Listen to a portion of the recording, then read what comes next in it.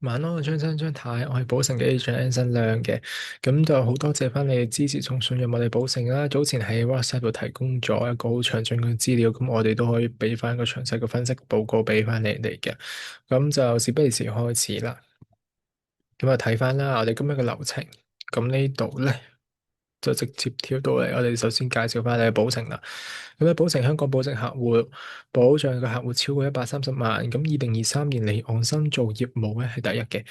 2023年全新業務利潤按年上升267%至14.1億美元。咁我哋嘅宗旨係以客為先。咁喺2023年超過95%嘅客戶滿意我哋嘅理賠體驗。咁整體成功賠付百分比咧係達96%嘅。咁睇翻你信貸評級啦，保誠集團標準普爾 A、穆迪 A2、偉宇 A 碼嘅。咁保誠保險有限公司標準普爾係 AA 碼嘅。咁之後去到我哋嘅客戶信息，因為你哋都清楚噶啦，但係咧有一啲特別嘅事項係可能話提及翻，喺之後都會再提及翻嘅。咁就係醫療福利啦。咁都想問翻你僱主所提供嘅團體醫療保險是否足夠咧？呢點係特別着重嘅。咁之後都會提供翻一啲我哋計劃去講翻，去幫助翻你嘅。咁啊，同時喺物業方面啊，咁啊睇翻啦，仲有380萬係需要供款嘅。咁供款期咧17年，咁仲有睇翻你哋計劃退休係65歲，咁計翻條數咧，到時其實張先生係62歲，咁李女士咧就60歲，咁其實都冇咩問題噶啦。跟住再去到後面就係女女嗰度啦。咁喺西貢區直資中學嘅女女嗰度，而家又讀緊小學6年級。咁呢度咧有個 list 嘅，俾翻你睇翻西貢區直資中學。咁啊，其中咧啟思中學係最貴嘅。咁啊，如果讀 DSE 咧個課程咧就去到59萬。咁 IB 咧就係68萬嘅。咁啊，除此之外咧，仲有播道書院、優才書院，其實個價學費咧都要17萬至25萬不等啦。跟住再睇翻大學費用。我用大學費用4年17萬，咁樣咧，你計翻條數咧，其實都係唔使嘅。跟住之後去到家中小狗豆豆方面啦，都因為12歲啊，所以年紀都大，所以就未必有個醫療保險俾到你哋啦。但係開支咧都唔平嘅。咁啊，睇翻後面啦，再睇翻後面，咁資產方面咧，其實都冇咩問題，就唔多詳細講啦。咁啊，睇翻你哋投資偏好啦。咁啊，投資偏好係偏向穩健嘅基金，咁啊傾向儲蓄保險嘅。咁睇翻你之前啦，就20年初到2005年清繳咗噶啦。咁我哋企5年平均回報率3.8%，咁啊之後會提供翻我哋嘅保誠儲蓄保險俾翻你哋去參考翻嘅。咁而家根據上面分析啦，就我哋分析同埋總結出你哋嘅之後可能會面臨嘅一啲隱憂啦，或者難關方面，就首先第一啦，就係僱主所提供嘅醫療保險是否足夠咧？咁第二方面就係樓宇按揭方面，現時係冇咩問題嘅，但未來會唔會受到疾病或者儲蓄方面影響咧？咁之後喺女嘅學習費用方面啦，咁係都包括頭先同你計嗰條數啦，都包括中學、大學。但係如果係海外留學咧，或者供樓咧、創業咧，咁其實都係一筆好大嘅費用喎。咁之後再睇翻李女士父母僱用費用啦，都唔平㗎喎，仲有家中小狗。豆豆醫療費用都唔平㗎，但同時仲冇醫療保險，因為好少可以俾到咁高歲數嘅。咁啊，仲有私人貸款啦，尤其係退休開支啊，退休開支都係一個大嘅問題。咁所以根據翻以上嘅八大隱憂，我哋分析同埋總結出兩個點，就係醫療同金錢啦。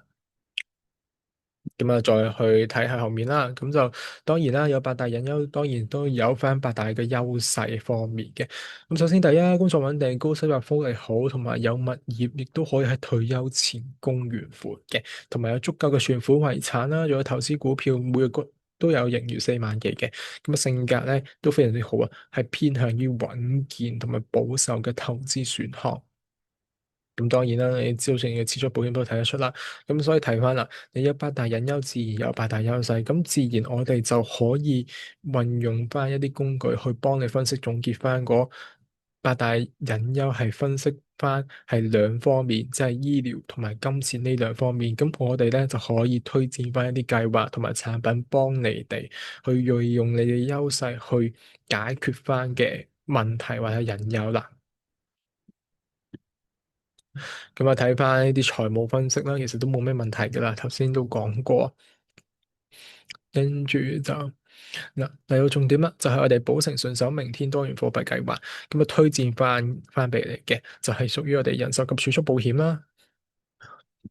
咁之後咧，因為後面咧就會有一個真實案例同你講翻，所以前面呢度就會俾啲 concept 一啲概念俾你了解下啫。咁啊，就主要分為保證現金價值啦，同埋非保證嘅紅利。咁呢度可以俾你參考一下啦，但係就唔詳細多講。啊，呢度有個特點就係，如果你係用港紙買嘅，但係中途咧你係可以自己選擇兌換翻你係美元啦，或者英鎊、人民幣呢度之後或者呢度之後會再講嘅。會真實案例嚟講係比較好啲嘅。咁當然啦，如果係選擇會有個選擇俾你嘅，你可以鎖定翻個中期紅利。咁喺一啲經濟不景氣啊，或者公司盈利唔不佳啊，咁都有鎖定翻，咁保障翻你嘅利益啦。咁啊，同時如果經濟好嘅，同埋都有盈餘，公司都有盈餘，咁就可以把握翻個增長潛力，咁樣解鎖翻個紅利嘅。咁呢度啦，都唔多詳細講嘅。咁當然啦，呢度你可以將份保單傳承落去嘅，同時可以拆分為港紙同埋人民幣啦。咁當然可以更換翻受保人嘅，喺度都跳過啦。同時喺度講下，如果你失去咗行為能力，患上一啲重大嘅危疾咧，其實咧可以預先委託嘅噃。咁啊，確保你可以獲得保障嘅支付金額。呢度就係重點啦。咁啊，睇翻啦，41歲嘅 Hannah。係一名單身女士，咁樣佢跨個公司擔任總工程師，咁都好中意寵物，同你哋一樣啦，咁就投保咗呢個計劃，咁就希望增值翻嘅財富，好為環遊世界建立儲備啦。咁啊，同時打造翻個現金流支出，翻個退休後嘅家庭開支及照顧家人。睇翻佢保單資料啦，保單供款年期5年，咁啊年繳保費咁啊2萬5美金嘅，咁保費總額就係12萬8美金。咁啊，睇翻個年齡喺呢度啦。佢41保單生效到45年，45嗰時完結嘅保費供款，跟住咧就調任到去加拿大總公司，咁啊事業更上一層樓啦。咁跟住睇佢46歲啦，咁我哋支持佢喺香港家庭香港同周遊列國嘅計劃咧，咁咧就為咗開啲實驗選項，將保單拆分為兩份，咁第一份係70%啦，下一份係30%嘅。咁同時咧，佢委任佢家姐為後續持有人啦，咁外甥為後續受保人啦。即使佢不幸離世，都可以為家人提供支持嘅。咁之後咧，更加運用咗我哋貨幣轉換選項，將港紙轉換成加元，咁幫助佢喺加拿大度實現退休大計嘅。咁啊，再睇翻啦，到佢66歲咧，咁喺退休後咧，運用自主入息選項，咁啊第一年提取喺1萬8美金啦，跟住並且我哋係非常之好，每年遞增3%係按通脹嘅，咁啊支持翻佢香港家庭方面嘅開支啦。跟住再睇翻啦，咁有個非保證嘅紅利嘅，咁就係14萬美金啦，同埋佢呢度咧就運用咗一個紅利鎖定咗中期紅利啦。咁啊，令佢嘅財政更加穩健嘅。咁之後咧，六十八歲咧就提取咗5萬美金資助佢環球郵輪之旅啦。咁去到71歲，咁就解鎖咗中期紅利。咁可能因為經濟景氣啊，公司有靈氣，咁啊把握咗機會，令財富更加增長啦。跟住去到81歲，咁啊佢嘅保單咧，而家已經去到預期嘅總認不價就係去到萬八美金，咁已經係嘅保費報告費1.5倍噶啦。同時呢度係咧終止咗保單，獲得退保價值，並捐出部分金額於終止咗保單獲得退保價值啊，並捐出部分金額俾動物福利慈善機構嘅。咁跟住咧，去到91歲咁就不幸身故啦，非常可惜。但係咧。就透過自主入息選項，就喺26年間就已經提出咗71萬美金噶啦，咁就已經相當於總保費嘅5.6倍啦喎。咁啊，再睇翻而家份保單31萬美金，並且仲可以將份保單繼續傳承落去。咁啊，佢家姐成為新嘅保單持有人啦。咁啊，佢學生為新嘅受保人嘅，咁佢嘅財富可以無縫銜接俾後代噶啦，或者親人。跟住再睇下隔離啦。其實35歲嗰時咧，頭先冇講，即係已經患咗嚴重嘅腦退化疾病。咁嗰時咧，係精神上已經冇行為能力，但係我頭先都講過啦，有個預設嘅選項，所以咧佢家姐作為新嘅保單持有人，可以直接跟住佢保障支付下一個指定人士獲得指定嘅17%退保價值嘅。咁跟住呢個咧就係我哋嘅多元貨幣計劃啦，咁就俾你參考翻。跟住去到後面呢個就係一啲學業成績、向息獎金獎額，咁就唔多詳細講啦。如果需要嘅話，可以之後再 send 份詳細嘅資料俾你嘅。跟住去到我哋儲蓄保險計劃。人壽及儲蓄保險計劃呢個係保誠嘅儲蓄保險計劃啦，咁又睇翻，咁我哋咧就係保費供款年期啦5年啦，咁啊相當於以叫做保費嘅150%嘅保證期滿利益，咁第15個保單年度完結咧，就喺第15個保單年度完結噶啦。有冇睇翻？俾翻更加多資料俾你啦。保費供款年期5年，保障年期15年，年繳保費1萬美金，以叫總保費5萬美金嘅。咁你睇翻咧，當生效嗰時去到15個保單年度完結嗰時，就可以獲得7萬5嘅美金，咁相當於總保費嘅151%嘅保證期滿利益啦。咁啊，睇完多元貨幣計劃及儲蓄保險計劃，咁呢兩個計劃咧就係解決翻你未來頭先所講嗰個隱憂，金錢方面嘅隱憂，退休後嘅收入方面等等呢啲問題啦。咁之後咧就睇到醫療方面啦喎，咁啊推薦翻你保誠自願醫保上賓計劃啦。咁咧，我哋每年保障期限額咧就1200美，最高限額1200港紙嘅。咁終身保障學額5600萬美港元嘅。咁啊，保障範圍咧，亞洲及澳洲、新西蘭、美國除外嘅，全球嘅。跟住受保病房級別啦，咁就包括半私家病房啦，同埋私家病房嘅。跟住。就睇翻住院保障啦、病房及膳食啊、雜項開支啊、主診醫生巡房費啊、專科醫生費，其實呢啲都係全數賠償嘅。有深切治療，跟住呢度就唔多詳細講㗎啦。如果需要嘅，可以之後再發送冊子俾你再參考一下。跟住就係一啲意外治療保障啦，呢啲意外門診治療、意外牙科治療都係全數賠償嘅。咁當然啦，都有啲相關增值服務，第二醫療意見啦、綠色醫療通道啦，咁你睇翻啦，咁就會有你嘅專案醫生、你嘅專屬專案醫生咁全程為你貼身跟進解答疑問嘅，咁就超過3000名執業醫生組成嘅專案醫生團隊，支援30多種語言，為你提供個人化服務。咁仲有啦，5萬多位國際醫療專家坐鎮，專家網絡涵蓋超過450個專科同附屬專科嘅。咁當然啦，你仲可以優先預約遍佈各大城市，如北京、上海、深圳、廣州約1200間醫療就診同住院嘅，仲有我哋24小時熱線服務。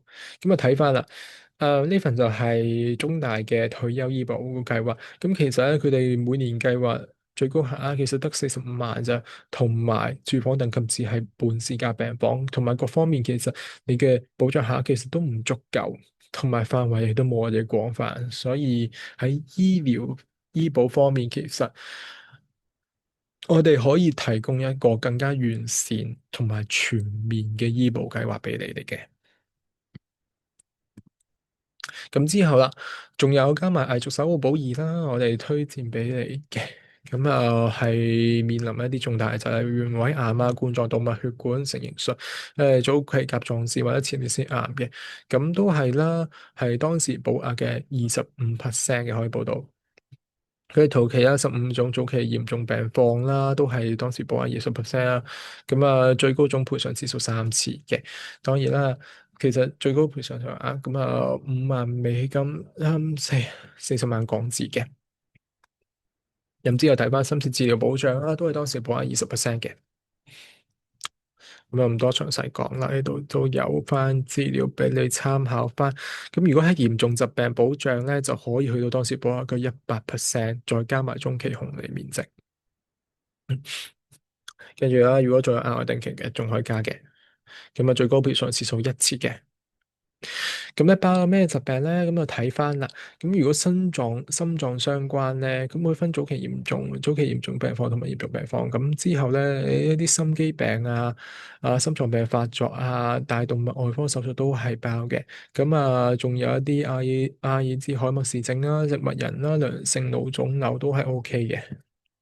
跟住同埋一啲主要器官及功能相關疾病啦，喺度慢性肝病啦、腎衰竭啦、主要器官移植啦，同埋一啲末期疾病傷殘啦，都係爆嘢，都有一個好完整嘅 list 俾晒你哋睇嘅。咁之後都可以 send 翻俾你哋嘅。咁仲有其他疾病啦，例如話失明克羅恩氏病失聰伊波拉呢啲都係有嘅。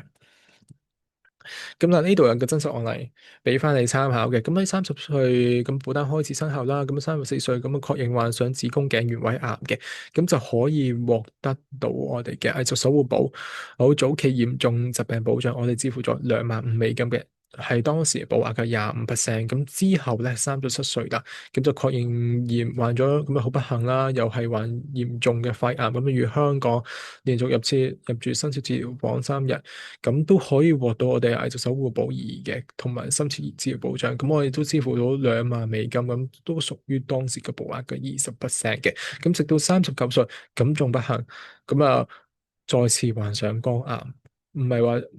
再次係患上咗肝癌，咁就都可以獲翻我哋話就守護保二嘅嚴重疾病保障，我哋支付咗55000美金嘅。咁其實咧加埋埋咧賠付總額150000美金，係150000美金，同埋即係話已繳總保費嘅759%。咁其實都俾翻一個真實案例俾你參考翻啦。咁之後再講翻我哋多元信手明天多元貨幣計劃，因為呢個係我哋 plan 嘅核心中嘅核心啦。咁提供俾翻一啲更加多嘅 information 資料俾你參考嘅。咁保費供款年期5年啦，咁送免保費繳款面式年繳無息啦。咁保單貨幣美金嘅，咁咧就推薦翻你100000美金或以上啦。咁咧就可以保證翻特惠利率每年4.8%，咁相當於43%嘅首年度保費啦。咁如果話你可以一次性交晒100000美金，即係100萬港紙左右嘅，咁咧就可以一筆過預繳保費，咁可以幫你慳翻92000美金嘅。咁都俾翻一啲優惠同埋一啲計劃俾你，更加資料去你哋去參考去參考啦。咁嚟到最後啦，建議費用方面，睇翻我哋保誠信手明天多元貨幣計劃啦。咁就因為見翻你父親遺產嗰100萬仲未有計劃使用，咁就推薦你哋購買 join 我哋嘅計劃，咁咧就可以妥善使用翻你嘅遺產，為你嘅退休或者女嘅退休生活做一個保障，同埋一個自己長糧。跟住喺儲蓄保險計劃，當然啦，都睇翻你之前有購買過儲蓄保險，所以都推薦翻我哋嘅保誠嘅儲蓄保險計劃俾翻你哋嘅。咁幫你計埋一個大致嘅報價，就係下面嘅啦。自願醫保上品計劃兩人自費，首先咧先自費19,000啦，19,000港紙，跟住另外咧再加埋年繳嘅。咁因為咧就性別同埋年齡都會有唔同，所以個年繳費用方面咧都會有唔同嘅。咁首先係張先芬方面5886啦年繳嘅，咁李女士就係4658嘅，都係年繳。咁咧已經幫你計埋下一個生日年齡㗎啦，跟住喺藝術守護保二方面咧，張先生咧就睇翻啦，每年4331，咁李女士就係4157嘅每年，咁雙方供款咧期限咧係20年嘅，同上面有個自願醫保係唔同嘅，呢個供款期淨係20年，上面嗰個年繳嘅。咁咧，其實你加加埋埋減咧，而家其實都係每個1519啦，其實都係非常之划算嘅，我會話。